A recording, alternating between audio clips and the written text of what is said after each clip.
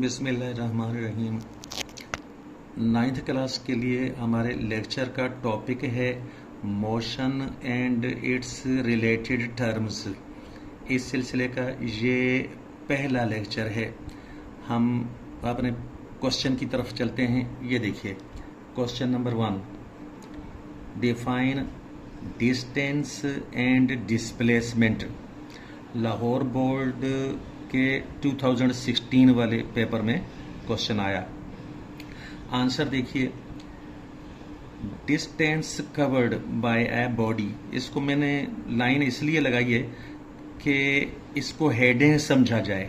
इस हेडिंग के साथ ही आगे कंटिन्यूशन में वो नोट भी बना दिया है। तो यूं हो गया, distance covered by a body is total length. ये खास बात है, जो डिस्टेंस होती है या डिस्टेंस होता है यानी total length of the path when it moves from one position to another. When it moves, जब वो मूव करे।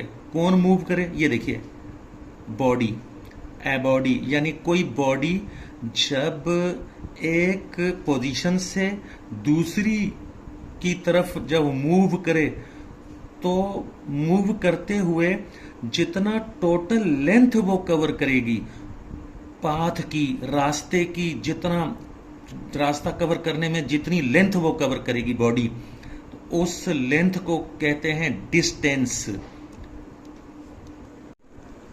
ये डायग्राम देखिए, सिंध टेक्स्ट की बुक से ये डायग्राम, पॉइंट ए और पॉइंट बी, इसके दरमियान में जो ये वाला रास्ता है ये है 16 किलोमीटर और ये वाला रास्ता है ये है 24 किलोमीटर। तो इस रास्ते की लेंथ डिस्टेंस है और इस रास्ते की भी लेंथ डिस्टेंस है। और ए से बी की डायरेक्शन में जो स्ट्रेट लाइन डिस्टेंस है, इसको हम डिस्प्लेसमेंट बोलेंगे। डिस्प्लेसमेंट के लिए आपने याद रखना है कि distance measured in a particular direction. कोई डिस्टेंस हो जो खास डायरेक्शन में मेजर किया गया हो, जैसा कि ये वाला डिस्टेंस ये ए से बी की तरफ खास डायरेक्शन में मेजर किया गया है। लेकिन ये वाला जो पाथ है, इसकी लेंथ जो है ये किसी खास डायरेक्शन, किसी एक डायरेक्शन में नहीं है। इसकी तो कई डायरेक्शन है। देखिए, पहले इधर की तरफ है, फिर इधर की तरफ है, फिर इधर की तरफ, फिर यूं, फिर यूं। तो ये तो बहुत सारी डायरेक्शन है। तो किसी एक पर्टिकुलर डायरेक्शन में जब उसको मेजर करेंगे लेंथ को या डिस्टेंस को, तो उसका नाम हम रखेंगे डिस्प्लेसमेंट। और वैसे किसी भी डायरेक्शनों से, एक से ज्यादा डायरेक्शनों में यूं चलते चलते जो पाथ की लेंथ है उसको हम डिस्टेंस बोलेंगे। और ये वाला डिस्टेंस देखिए, ये दूसरे रास्ते की लंबाई 24 किलोमीटर। देखिए, it's unit in SI is metre. इसकी यूनिट, अच्छा जी, किसकी यूनिट? जो ऊपर हेडिंग लगी हुई है, ये distance covered by a body. किसी बॉडी के जरिए से जो डिस्टेंस होता है, यानी डिस्टेंस की जो यूनिट है सिस्टम इंटरनेशनल में, वो है मीटर। और आगे देखिए डिस्प्लेसमेंट, जो कि मैं डायग्राम पर बता चुका हूं, अब ज्यादा समझाने की जरूरत नहीं पेश आएगी। तो देखिए, डिस्प्लेसमेंट की हेडिंग के लिए मैंने नीचे लाइन लगाई है और उसी को आगे हेडिंग को कंटिन्यूशन में दे दिया है सेंटेंस के साथ। देखिए, displacement of a body is the straight line length measured from the initial position to the final one। ये जो वन है, इसको मान लें कि ये पोजीशन के लिए, यानी यूं हो जाएगा, ये the initial position to the final position. तो मतलब ये हुआ कि स्ट्रेट लाइन जो लेंथ होगी उसको हम कहेंगे कि ये डिस्प्लेसमेंट है। और उसकी खास बात ये होगी कि इनिशियल पोजीशन से फाइनल पोजीशन तक वो होगी। क्वेश्चन नंबर 2 देखिए, define rest and motion. Rest और मोशन को डिफाइन करना है। आंसर देखिए, rest. If a body does not change its position with respect to an observer, it is at rest with respect to that observer. इसमें ख़ास बात यह है कि रेस्ट हो या चाहे मोशन हो, वो किसी ऑब्जर्वर के लिहाज से उसको सोचना होता है।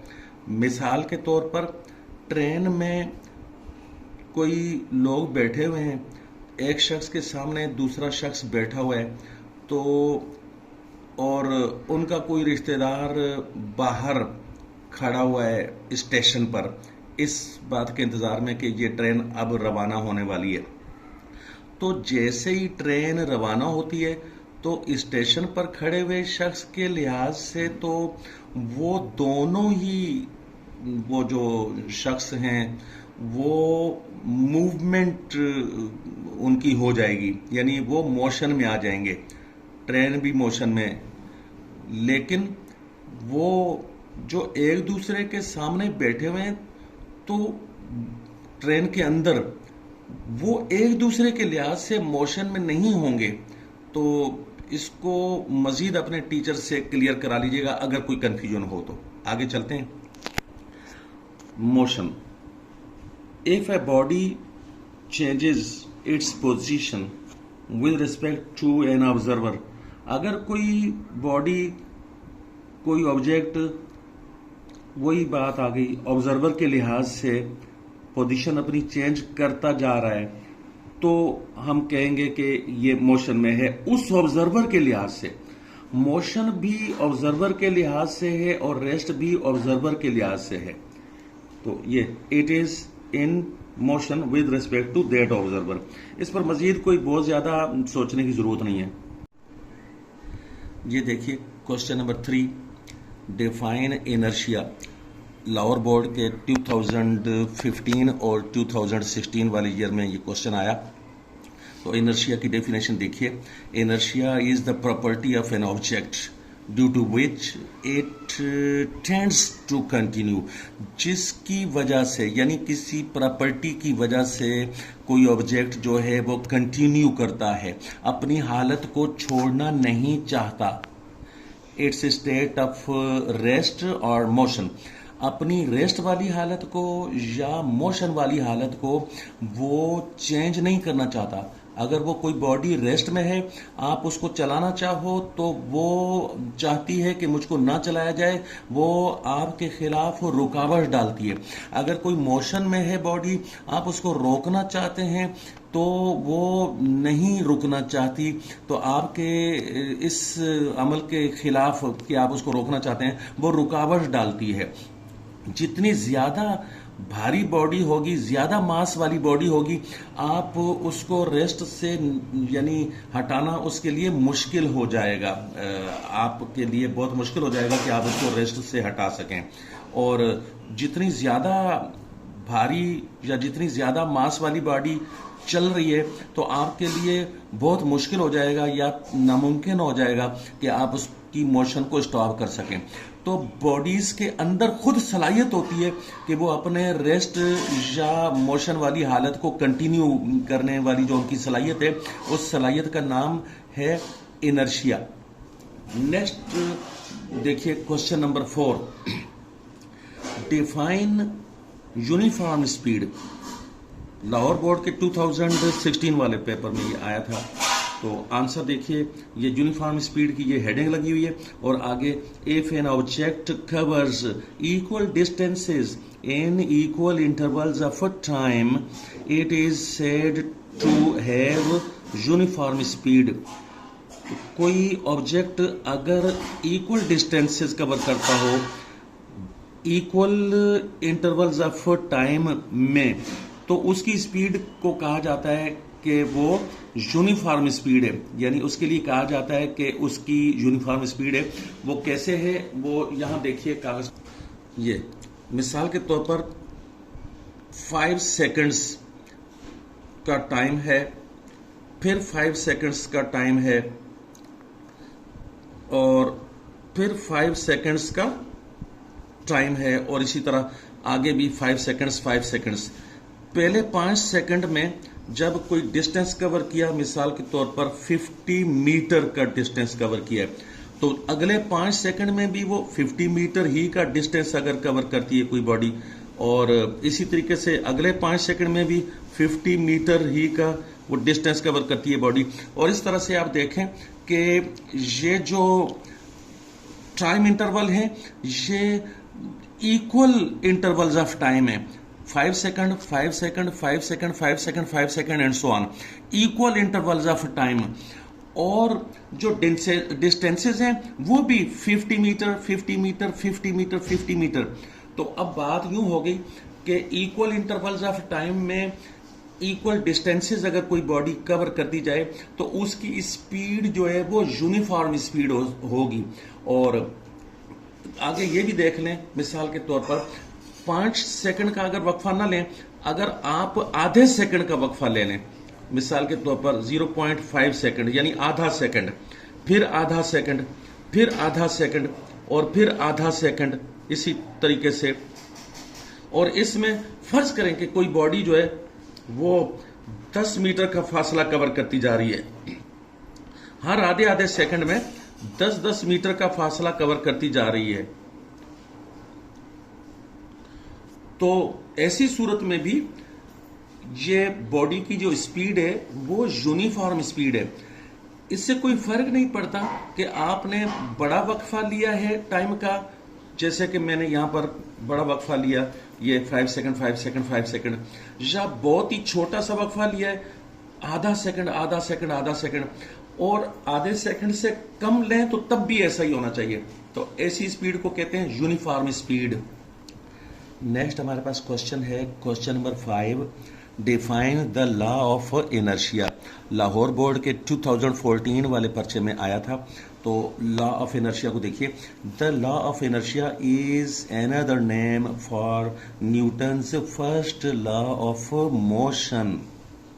ये हमेशा याद रखिएगा कि न्यूटन के जो 3 मोशन के लॉज पढ़ाए जाते हैं, first law of motion, second law of motion और Newton's third law of motion, उनमें से जो फर्स्ट लॉ ऑफ मोशन है न्यूटन का, उसका नाम है लॉ ऑफ इनर्शिया।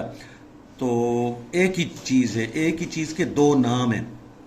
तो ये फिर आगे देखिए वो क्या कहता, क्या है वो लॉ ऑफ इनर्शिया, या न्यूटन्स फर्स्ट लॉ क्या कहता है, विच स्टेट्स दैट, जो बयान करता है कि, अब न्यूटन के फर्स्ट लॉ ऑफ मोशन की ये स्टेटमेंट है, ये देखिए statement, an object continues its state of rest और uniform motion in straight line unless an external force acts on it.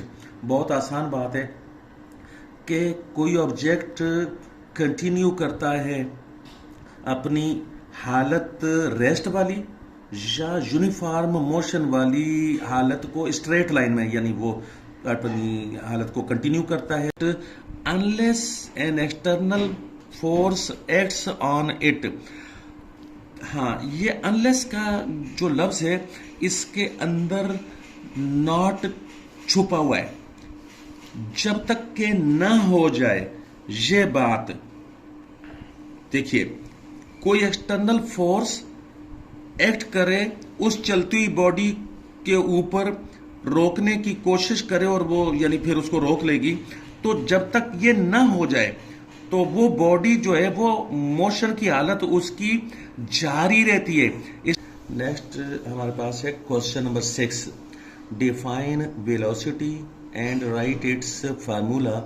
Lahore board के 2021 वाले पेपर में ये क्वेश्चन आया। तो बहुत आसान बात है, speed of a body in a particular direction is called its velocity. यानी किसी बॉडी की स्पीड है, किसी खास डायरेक्शन में अगर स्पीड है तो हम उस स्पीड का नाम रखते हैं वेलोसिटी। ये गौर से सुन लें, रिपीट करने जा रहा हूं। Speed of a body in a particular direction, यानी कि किसी बॉडी की स्पीड किसी खास डायरेक्शन में हो तो उस डायरेक्शन वाली स्पीड का नाम रखते हैं वेलोसिटी। और आगे देखिए, मैथमेटिकली यानी कि मैथमेटिक्स के लिहाज से it is the displacement covered in unit time, यानी कि ये डिस्प्लेसमेंट होता है यूनिट टाइम में कवर किया हुआ। और मैथमेटिकल फार्मूला फिर यूं बन जाता है, ये देखिए यहां पर, velocity equals to displacement upon time.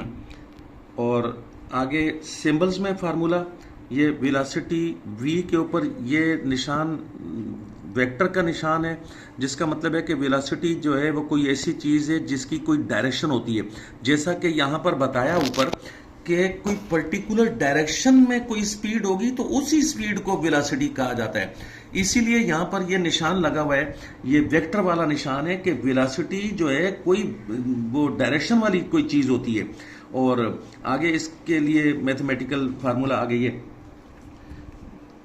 यानी कि डिस्टेंस कवर्ड डेल्टा एस। अच्छा, ये जो डिस्टेंस कवर्ड डायरेक्शन वाला है, तो इस तरह से ये डिस्प्लेसमेंट उसको मानेंगे। एक दफा इसको फिर देखें, एस जो है डिस्टेंस को शो करता है और ऊपर ये जो तीर का निशान है ये डायरेक्शन वाली बात शो करता है। तो इस तरह से डायरेक्शन वाला डिस्टेंस उसको हम डिस्प्लेसमेंट कहते हैं। और डिस्प्लेसमेंट को फिर से देख लीजिएगा, इसी यानी हमारे लेक्चर में पीछे मौजूद है, वहां पर दोबारा से जाकर देख सकते हैं। और ये डेल्टा टी का मतलब है कि जितना टाइम गुजर गया हो किसी काम को करने में, तो ये वो डेल्टा टी है। तो इस तरह से जो क्वेश्चन में दो बातें पूछी गई थी, एक तो वेलोसिटी की डेफिनेशन, सो वेलोसिटी की डेफिनेशन हो गई, मैथमेटिक्स के लिहाज से भी हमने बता दी और वैसे अल्फाज में भी बता दी। और फार्मूला पूछा गया तो ये फार्मूला दो तरह से लिखना है, एक वर्ड्स में और एक सिंबल्स में। तो इस तरह से ये क्वेश्चन का आंसर कंप्लीट हो गया। नेक्स्ट क्वेश्चन नंबर 7 देखिए, डिफाइन एक्सेलरेशन। लाहौर बोर्ड के 2017 वाले पर्चे में आया।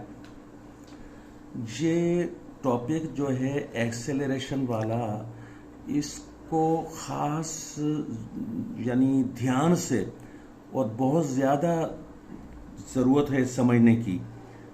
तो एक ही वक्त में सारी चीज़ें यानी एक्सेलरेशन के बारे में शायद ना आ सकें, लेकिन जितनी जितनी बातें भी आती जाएंगी तो उनको ध्यान से देखिएगा अगले लेक्चर्स में भी, यानी जहाँ जहाँ एक्सेलरेशन आएगा तो वहाँ भी ध्यान से देखिएगा, क्योंकि ये कोई बहुत ही ख़ास चीज़ है जो आगे ज़रूरत पड़ती है इसके समझने की। तो ये देखिए, शुरू करते हैं।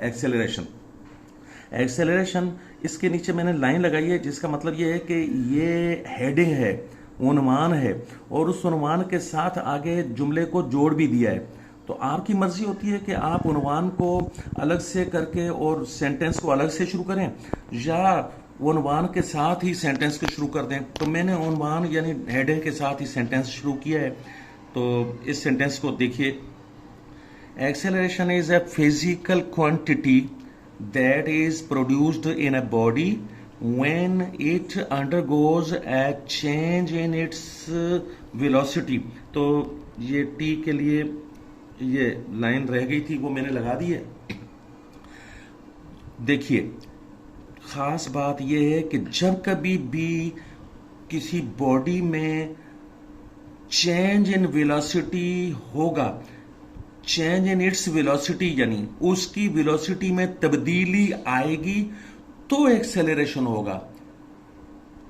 फिर से सुनिए, जब कभी भी किसी बॉडी की वेलोसिटी में चेंज आ जाए, किसी ऑब्जेक्ट की वेलोसिटी में चेंज आए, तो उस वक्त एक्सेलरेशन होगा।